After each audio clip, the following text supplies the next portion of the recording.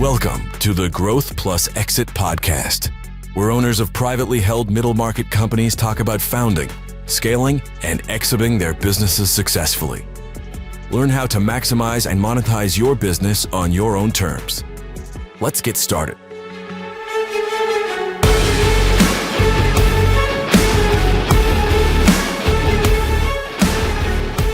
Hi, I'm Susan Kearney, and I'm here with my colleague Heather Bennett, and we're your hosts for the Growth Plus Exit podcast, which features middle market owners of businesses talking about founding, scaling, and exiting their businesses on their own terms. This episode is brought to you by Newport LLC, a team of seasoned C-suite executives who help CEOs of privately held companies grow, de-risk, and exit their businesses successfully. You can learn more about us at www.newportllc.com. For example, Newport helped a SaaS company more than double their revenue and position themselves for a $100 million exit over the course of about 24 months. Go to newportllc.com or find us on LinkedIn to learn more and contact us. Today, I have Chad here from Rise 25. Chad's done thousands of interviews with successful entrepreneurs and CEOs, and we flipped the script today, and he will be interviewing me and Heather. So Chad, welcome to the show. Hey, thanks so much, Susan. It's great to be here. Great to talk with both of you. I'm looking forward to hearing a little bit more about both of you and about each of your backgrounds.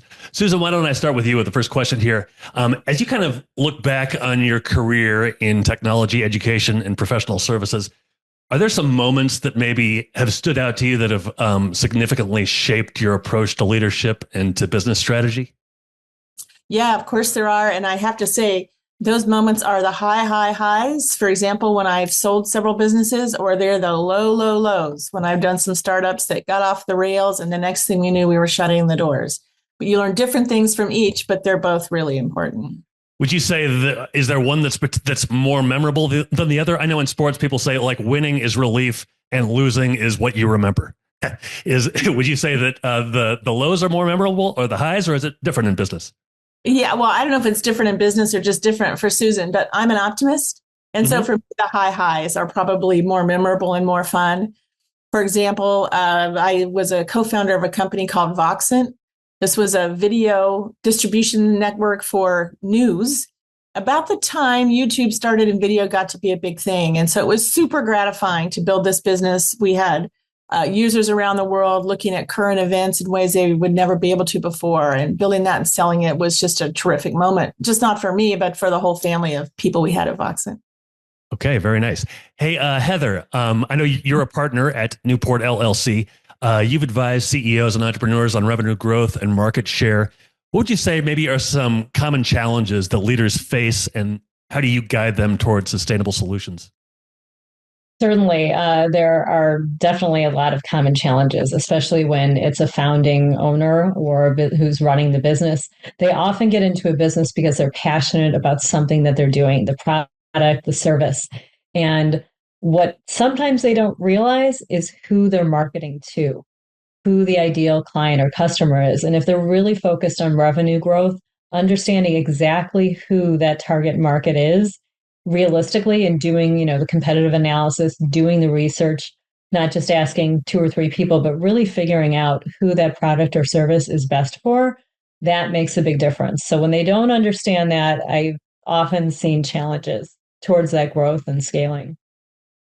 Very interesting. Hey, Susan, as you mentioned, you were a co-founder of Voxant. As you were kind of scaling that business, how did you? What challenges did you face that you can remember, and how did you overcome those? Yeah, so one of the biggest challenges we had was we sat in the middle of a kind of a model of 3 different influences as a broker. We had advertisers who paid for the business. We had folks like CBS News or the NBA who provided us with news, and then we had long tail, small website owners who wanted news on their sites to attract eyeballs. And sometimes balancing the interests of those 3 parties could be quite challenging, particularly as you can imagine when what we were syndicating was news and journalistic, kind of based news. And the providers wanted to be sure that the websites their news was placed on aligned with their brand and their sensibilities. We got away from that by setting some very serious kind of rules about both the content we accepted and the websites we accepted. And that cleared the problem up because the advertisers were happy to support both. Heather, you have some great experience in managing P&Ls for multiple $100 million brands at companies like Kraft and Heinz. And how did those roles that you've had kind of shape your perspective on effective brand management and product development? What's really fun about managing the P&L for a brand, like one of those CPG brands, is you're essentially running your own company. So everything ends up on your lap. Everything's on your desk. The buck stops here. So what I really enjoyed about that was being able to affect every aspect of the brand and the business. So being able to tie together and find the connections between what the P&L looks like, what the finances should look like, what the new products look like, which customers we were reaching out towards, where the product was going to be when there's issues with supply chain or with production, trying to figure out what the right marketing mix was, having all of that be connected together. I think that for me, that was a great learning time period for me to understand how to run a business soup to nuts. And it definitely helps me in the work I do with owners and CEOs now, because I'm able to look at a business from all aspects of it and understand how they all integrate with each other and where the levers are to push and pull to make the goals of that business happen. Yeah, I could see that experience is huge.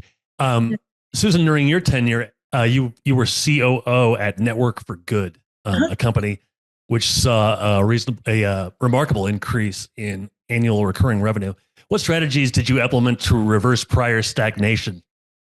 Yeah, boy, that was a great experience in my life. Network for Good was a software company that helped small nonprofits raise money online from donors. And so at the end of the day, you always felt good about what you'd done. We had about 5,000 small nonprofits that were getting a lifeline of money because of our efforts. And yeah, it had been stagnant for the several years before I joined there. Not a lot of new customers, not a lot of new product. And so as COO there, I implemented a kind of 4-part strategy, some short-term, some long-term. The first thing I did was rebuild the sales team. We had some great folks who weren't quite right for the role, and the role wasn't quite right for the business.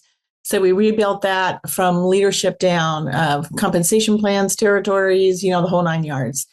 And that started to give us lift very quickly. We then rebuilt our marketing team. We had a content marketing strategy for lead generation, and we rebuilt that. So our new team had plenty of food for the day, lots of fish in the basket to try to close. And then the final thing we did from an organizational perspective was we rebuilt our customer success and support organizations. We outsourced some, expanded some to make sure that the clients we got stayed with us. And finally, the longer term big lift was we updated and enhanced our existing products that were a little bit long in the tooth, but then we created a whole new suite of products. So at the end of the day, the customer list grew, our ARR grew, the adoption for our new product suite was about 90% a year after we introduced it, and the business is rolling along nicely. Yeah. So given all of that, was there maybe a takeaway, or what did you learn from that overall experience? So the thing about that was that Network for Good was originally founded as a nonprofit. And when I joined the company, we were reformulating ourselves as a for-profit. So we'd have the capital to make the changes that I just articulated to you. And the lesson I learned, I knew it, but I guess I relearned it, was that the culture of the nonprofit was very different than the culture we needed to have as a for-profit SaaS company. And so we spent a lot of time and effort trying to build what we called a healthy culture for the business. We were a certified B Corporation, so we were there for good. But we had to hire people, we had to team people together, we had to do a lot of things to kind of build more of a culture of performance, more of a bias for action, and innovation there. Yeah, it's interesting to hear about the importance and value of the culture. Hey, Heather, you are an author. You've written a book called Fun and Fulfilling Careers, One Question at a Time, where you talk about personal branding. What inspired you to write that book, and how do you believe that personal branding impacts professional success? Gosh, so the book was created because I kept getting asked by my clients, by friends. They knew the work that I did, and many that had worked with me had seen good results in terms of, my method working for them. So they said, could you just put it into a book? Just like get everything you do with me and just put it into a book so that, I can hand it off to somebody who lives on the other side of the country or whatever. And so I wrote it because I was asked. And like when you get asked a number of times over like a 7-month period, you finally go, okay, clearly there's something in this and there's a need for it. And it's so exciting. A week after I wrote it, one of my clients did an exercise in the book that we hadn't even talked about. And that ended up leading to him getting the job he wanted 3 years later, like, on time. Like he had just graduated from a PhD program, and that was the job that we had wanted him to get to. But because of the book and because of him taking the initiative to do something extra, he was able to get to that point. And in terms of why personal branding is so important, I mean, that's it. I mean, at the end of the day, you're trying to find the work and the career and the life that you want. And if you can connect who you are, your authentic self, to all of your communications, whether they're online or offline, that's personal branding. And what that allows is for people out there to help you get closer to those goals, or for you to find the right customer or the ideal client, or to be able to influence the right people, so that you reach the goals that you're trying to get. But without having a strong personal brand, it's difficult to do that. So I'm guessing everybody has a personal brand, whether they Yes. are aware of it or not. Absolutely. How many people are aware of their personal brand? I'll answer that by saying when I work with someone, the first step is always self-awareness. So that's how I'll answer that. And it's, it's not as much that people are not aware of their personal brand. It's whether they have spent the time or want to spend the time to actually work on it or be cognizant of what's going on. We're all so busy. So to ask someone to do one more thing to help, their career or their job is difficult. But once they recognize that that will actually help them, it's worth doing. So you got to start with self-awareness. Absolutely. Sure. Good point. Hey, Susan, you have been you've played a big part in preparing companies for successful exits. I think you guided a government contracting company to sell at 13 times EBITDA. What insights can you share about optimizing a business for these kinds of outcomes? Yeah, that's a great question. And my quick answer is owners need to know that it's beyond the financials. When people think of preparing their company for exit, they think a lot about, well, do I have my financials? Are they in good shape? Can I get to them? Is my financial performance good? And of course, that's super important. But there are other things you need to make sure are true as well. You need to take a look at your market alignment, the happiness of your customers, the adoption of your products and services, and whether they will persist if you exit. Need to look at your leadership team. It's very, very important. People who buy businesses buy people, right? And they're buying the founder and the leadership team, and that team needs to be aligned. They need to be energetic, focused, committed to the business plan, and ready to move ahead. And then you need to also look at things like your business model and whether it's optimized, pricing, and other kinds of concerns. There's an equation I carry around in my head that I talk to my clients about, and that is, as you take the risk out of your business, as risk goes down, then the value of your business goes up. And so if you look across a business, and this is what Heather and I do at Newport with our clients, is we look across the whole business to see where the risk is as it would be perceived by an investor. And then we go to work with the client, reducing that risk, reducing it. And as we're doing that, you can see the value of the company go up, up, up. And then it's ready for sale. Okay, very nice. Hey, Heather, I know you've served on some nonprofit boards, including you were the co-chair of the Foundation for Hearing and Speech Resources. How has that kind of experience kind of enriched your professional journey and your perspective on corporate social responsibility? Well, certainly starting working on nonprofit boards helps you. I've done 2 board certifications for public and private boards for for-profit companies. But having spent the time on the nonprofits really prepares you for understanding the level of strategic thinking needed and the role of what a board of directors is. So from that perspective, I've learned a lot. So that would be, having that experience, understanding how to work on committees, understanding how to, there's always the meeting before the meeting, is understanding what has to happen before the board meeting in order for it to be successful. So starting with nonprofit boards and then moving into for-profit boards, it's been a nice way for me to understand exactly what that strategic thinking and the relationships, what those look like at a board of directors. Yeah, great.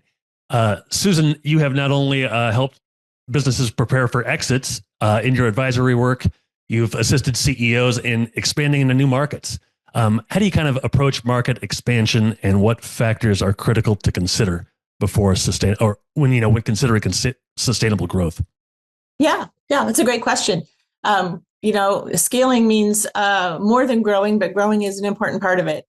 And if we're looking at the opportunity that the business has ahead of it, either to operationally enter new markets or to position the company with potential investors or acquirers to understand what our opportunity, what our headroom is, new markets always play a part of it. It's a growth lever for everyone. And whether that means expanding in geographic markets, whether it means expanding in industry markets, whether it means going from regional to national or national to international, the important things you have to consider are, first, the size of the market. How big is it? Is there enough headroom in that market for us? What's the competitive environment? Where are there gaps in the competition and what's offered there presently? And then once you understand there's a market that's of an adequate size for you, then the question is, can we produce a product or service that is relevant to the clients in that market and differentiated for us? It doesn't help to enter a new market with a Me Too product. You're never going to get much lift that way. So if you have a sizable market, you've got a differentiated product that you can deliver to a sufficient amount of clients, then you're off to a good start. And then we start talking about more of the details. Okay. Great insight. Hey, Heather, you have over 20 years of executive coaching and consulting experience. In terms of marketing, I'm sure marketing today is completely, it's completely shifted or changed from what it was 5 years ago, 10 years ago, 15 years ago. How have you observed that, and how should professionals adapt to stay relevant? Yeah, so one of my colleagues in marketing described it as Moore's Law. It's moving so fast. Where we were 20 years ago, there was a big shift about, 10 years after that, 7, 8 years after that, into the social media world. And then, another 5 to 6 years after that, there's a shift. Well, what's happening right now is because of the interjection of AI and the shifts in how consumers consume content, it's moving much faster. So I'd say we're down to between 3 and 6 months before some major shifts are happening in how we do marketing. In terms of making decisions as a marketer or a business owner, that means that marketing is becoming trickier. It's much more difficult to do. So my advice to most business owners is to find reliable marketing firms or marketing consultants or strategists that you can keep near you to help keep you up to date. Because if you're trying to run a business, you've got like 10 things going on.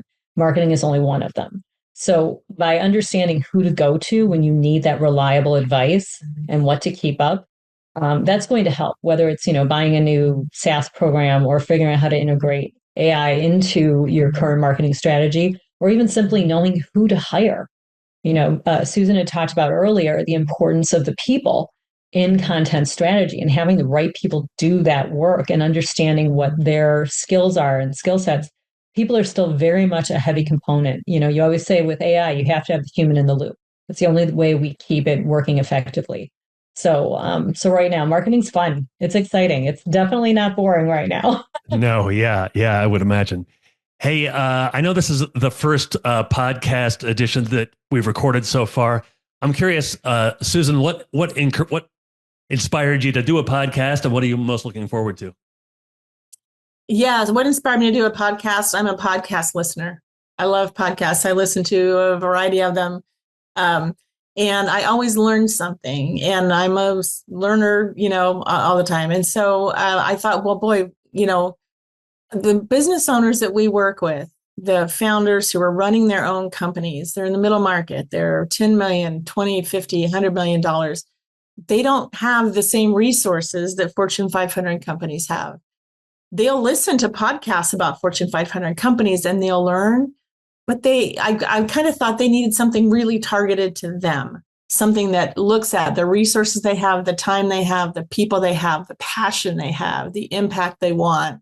And I felt like them having the opportunity to learn from experts and from each other would be a really valuable use of time. So my fingers are crossed, and I'm hoping that's going to be the case. Yeah, great. Heather, same question for you. What are you most excited about regarding the podcast?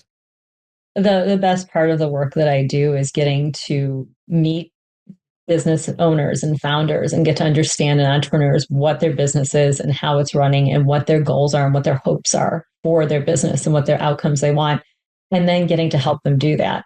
And, as Susan said, the great thing about podcasts is you can learn so much. So for me, I'm really excited to meet these business owners, learn from them, and then to be able to, in a way, share it with other business owners and entrepreneurs and founders and help them understand how they can really positively impact their business and help it grow.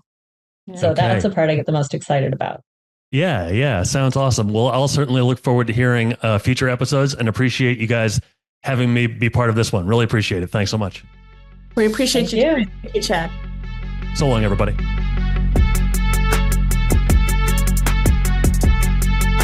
Thank you for listening to the Growth Plus Exit podcast, sponsored by Newport, a unique national business advisory firm. If you enjoyed this show, be sure to share, like, and subscribe for future episodes.